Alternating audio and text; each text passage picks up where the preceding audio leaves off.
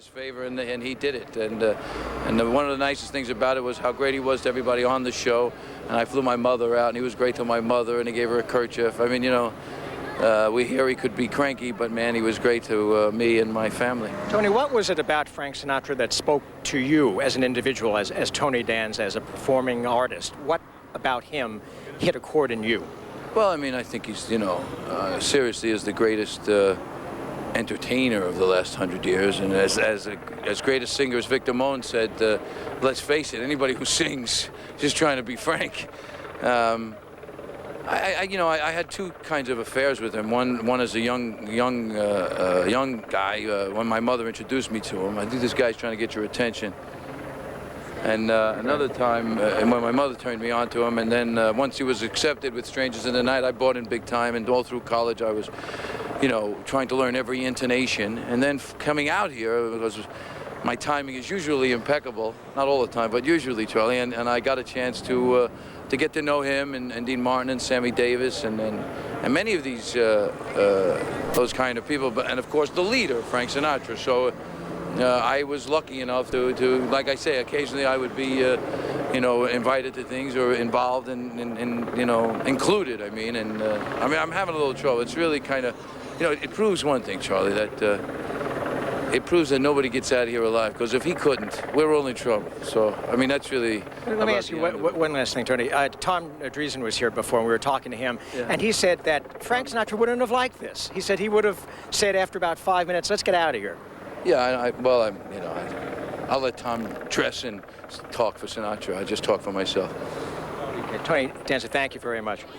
And let me, that was of course Tony Danza, and let me just show you something that we have here. This is the, by the way, the official program, if you will, for Frank Sinatra's funeral. Let me hold that up. And it says on it, has a picture, of course, of Frank Sinatra when he was performing. An image that is known throughout the world by millions and millions of fans, and it simply says, Francis Albert Sinatra, born into life December 12, 1915, entered into eternal life May 14, 1998. There are many, many celebrities, as you can well imagine, who are here for the funeral. Only minutes ago, Nancy Reagan arrived. Of course, her husband, President Reagan, did not come with her. He does not make many public appearances nowadays, but Nancy Reagan was a very dear and close friend with Frank Sinatra. Lou? All right, Charles Feldman in Beverly Hills this afternoon. Natalie? Frank Sinatra will remain wildly popular with American music lovers. A CNN Time poll found 19% are big Sinatra fans, 44% classify themselves as somewhat fans, a third say they're not really into Sinatra's music. Not surprisingly, Old Blue Eyes had the most fans in the over 64 crowd, and his popularity split evenly between men and women. Couple of CNN programming notes for you. At the top of the hour, an encore presentation of the CNN special on the life and legacy of Frank Sinatra, Sinatra the Voice, hosted by Willow Bay and Judd Rose. And at 8 Eastern tonight, 5 o'clock on the West Coast, join CNN for Sinatra, Inc. CNN Interactive has a special tribute for Sinatra. It's called Frank Sinatra, the Songs, the Voice, the Style. There's a photo gallery, Sinatra quiz, and a message board where you can post your thoughts on Old Blue Eyes. That's all a mouse click away at cnn.com/Sinatra. And Natalie and I will be back in just a moment. The Good Shepherd Catholic Church in Beverly Hills. Tuesday night, longtime friends and colleagues paid their respects to Old Blue Eyes at a family vigil at the church where Sinatra and his wife Barbara worshiped. At 3 p.m. Eastern Time, a private, invitation-only funeral service is scheduled. Frank Sinatra will be buried today in a family plot near Palm Springs. This hour in Beverly Hills, California, a funeral mass for entertainer Frank Sinatra, who died of a heart attack last week. He was 82. These services are closed to cameras, so within this hour, CNN is bringing you a special report. We call it Sinatra, the Voice. First, though, we will take you to Beverly Hills outside the Good Shepherd Catholic Church. CNN's Charles Feldman and Sherry Sylvester are there. Natalie, Lou, this has been just a parade of old-time Hollywood stars coming to Frank Sinatra's funeral. Just a handful of them. Don Rickles, for example, has already arrived. Longtime friend. A longtime friend, Wayne Newton, Ed McMahon, Johnny Carson's old sidekick, Larry King. He works at CNN, doesn't he? Yeah, Larry King. And who else? Milton Berle has also arrived for the ceremony today. Sidney Poitier, who we don't see out in public very often. Liza Minnelli, Jack Lemmon, Debbie Reynolds. Quite a star-studded guest list for what is, we understand, a very private and very serene ceremony. Also here, of course, is Nancy Reagan, who arrived not too long ago, not with her husband, President Reagan, because he does not make many public appearances nowadays, but Nancy Reagan was a very close and dear friend of Frank Sinatra. And we believe that one reason that they're having a ceremony here as opposed to Palm Springs, where Frank Sinatra will be buried, is that so many members of the Hollywood community who are older could come and pay their final respects to Frank Sinatra today. And Sherry, from here, as you know, the family is going to go by private jet to Palm Springs, and Frank Sinatra will be laid to rest in nearby Cathedral City next to his father and his mother. Lou, Natalie. All right, Charles and Sherry. A reminder, Talkback Live will return at this time tomorrow. And we had all sorts of celebrities from all sorts of eras and all sorts of media. People like Tony Bennett and Angie Dickinson, Alan King, Jack Lemmon, but also some modern-day celebrities, people that knew Frank Sinatra and were friends of his, people like Tony Danza, Jack Nicholson, and Dionne Warwick. So basically, we're talking about between 400 and 600 people that constitute Hollywood's biggest and brightest, all congregating to pay their last respects to Frank Sinatra. What's going on in the church behind me is eulogies by a number of the people who have come, and also the Archbishop of Los Angeles, Cardinal Roger Mahony, is presiding over the ceremony. When it is over, we are told Mr. Sinatra will be interned about 60, 70 miles east of here near Palm Springs in the family plot where his mother and father and a close family friend are all buried. It is going to be a completely private service, meaning family only.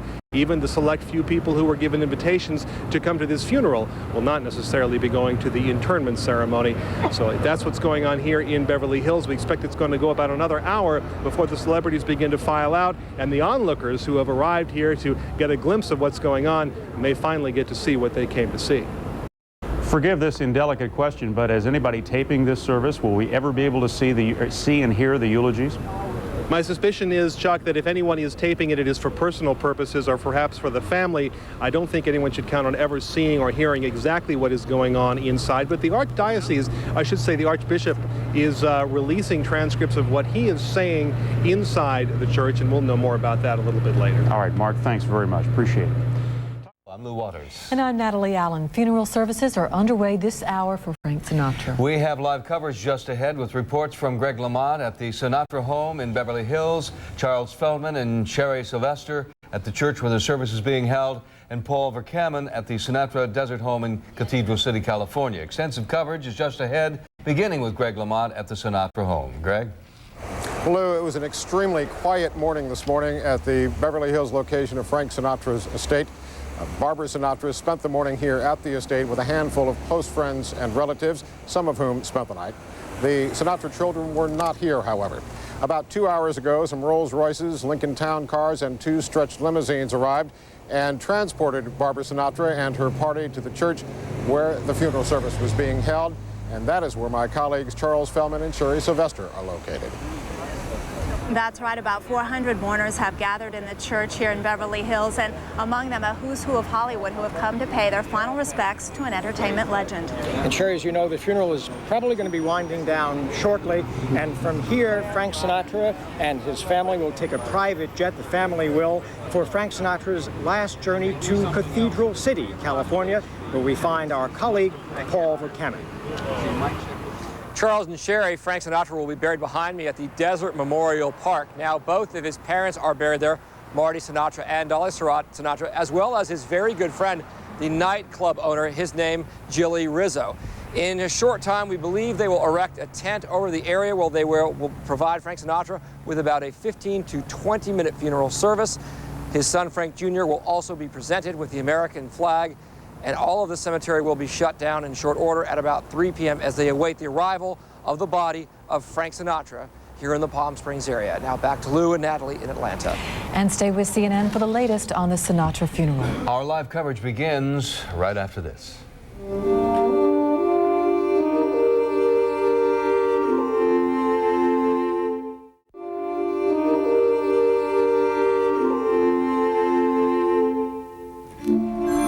Family, friends, and celebrities from around the world gather to say their final goodbyes to Frank Sinatra. Hello, I'm Lou Waters. And I'm Natalie Allen. Funeral services are underway at this hour for the world-renowned singer who died last week. Our live coverage begins with CNN's Charles Feldman and Sherry Sylvester at the Beverly Hills Church where the funeral mass is being held. Lou and Natalie, the funeral mass has been going on now for over an hour. There are some spectators that have now arrived all around us here in Beverly Hills, California. It was a real star-studded event, and unfortunately, of course, because it's a private funeral, our cameras, everybody else's cameras for that matter, are not allowed inside. But Sherry, you had the privilege of going inside yesterday, yes. And can you give us a sense of what it was like inside? Absolutely, it was beautiful inside. Frank Sinatra's casket has been draped with 1,000 white gardenias, which is his favorite flower. And inside, I can say that there were tens of thousands of white flowers, white roses, white gardenias, white lilies. The church is very pastoral, very serene, and it's also a very intimate chapel. They say it holds between 400 and 600 people, but it didn't seem like it would be quite that full. Now, what's interesting, too, is that he's having a very conservative and traditional Roman Catholic Mass, but it looks like a Las Vegas event. There are so many stars here. All of old Hollywood, some of new Hollywood, too, has shown up, and we have a list of some of the people you do, Sherry. We've got Don Rickles was here, or is here, and Wayne Newton, who played for a long time with Sinatra in Vegas. Milton Berle, who for some of our older viewers may remember as Mr. Television. And Debbie Reynolds, who is also a Las Vegas act at this time and has known Frank Sinatra for many, many years. Tony Bennett, who I understand Frank Sinatra actually thought I think that was Frank Sinatra's favorite singer, right. wasn't he? He was absolutely. Bennett. Yeah, what an honor. And finally, Tom Selleck. And we understand that Tom Selleck's connection is that when he was doing Magnum P.I., Frank Sinatra graciously came and appeared on his show, and they have been longtime friends ever since then. But we can also say that Gregory Peck is giving a eulogy, as is Kirk Douglas and Robert Wagner, but it's also Cardinal Roger Mahoney is presiding, so it's a very traditional Catholic service. The choir is singing Ave Maria, and we understand that they are reading the 23rd Psalm, which is The Lord is my shepherd. So it is very traditional Catholic Mass as well. And we mentioned, of course, all the stars are here. Also here is Nancy Reagan. Her husband, President Ronald Reagan, is not. He doesn't make, as you probably all know, many public appearances nowadays, but Nancy Reagan was a very close and dear friend of Frank Sinatra, and she is in attendance here at the funeral. You also can't see, unfortunately, because the wind has blown it away, but about an hour ago there were skywriters, airplanes overhead, and they were writing... paying their own tribute. Paying their own tribute with a heart. With a little FS, Frank Sinatra's initials, XO, and a heart up in the sky. So it's faded, but the tribute was there. A plane did come out to pay its own tribute to Frank Sinatra. Now, right after this, the family is going to be going by private jet from Beverly Hills to Palm Springs. That's where the airport is, and then to Cathedral City, which is right next door.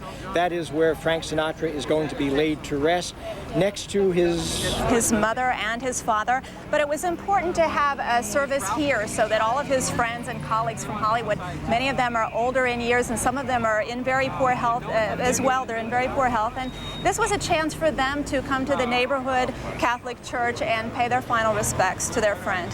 Finally, let me mention this one thing. We talked a little bit earlier with Tom Dreesen, who a comedian who opened many of Frank Sinatra's shows for, I think he said 13 some odd years, and we said, what would Frank Sinatra have thought about all of this, the funeral, the hoopla, the press, which he did not like very much. And Tom Dreesen said Sinatra would have looked around after about 10 minutes, looked at his watch, and say, let's get out of here. Let's get out of here. So, Frank Sinatra. Lou? And back to you. And we'll continue our special coverage in a moment. We'll take a trip to Sinatra's home.